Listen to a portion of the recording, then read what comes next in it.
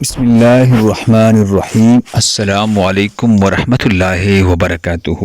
ناظرین گرامی، جس کے ذریعے دعا قبول کی جاتی ہے، انس رضی اللہ عنہ سے روایت ہے، نبی اکرم صلی اللہ علیہ وسلم مسجد میں آئے، ایک شخص نماز پڑھ رہا تھا اور دعا مانگتے ہوئی وہ اپنی دعا میں کہہ رہا تھا، اللہم انی اسألک بأن لک الحمد لا الہ الا انت وحدک لا شریک لک المنان بدیع السماوات والارض ذو الجلال والاکرام۔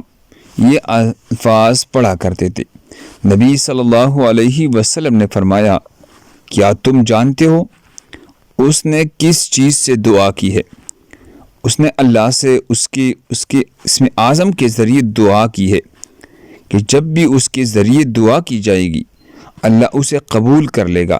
جب بھی اس کے ذریعہ کوئی چیز مانگی جائے اسے عطا فرما دے گا۔ سنن ترمذی حدیث نمبر 3544۔ اللہ ہم سب کو اس پر عمل کرنے کی توفیق عطا فرمائے۔ دوسرے مسلمانوں کے فائدے کے لیے آگے ضرور شیئر کریں۔ مزید خوبصورت دعاؤں کے لیے ہمارے چینل کو سبسکرائب کریں۔ جزاک اللہ۔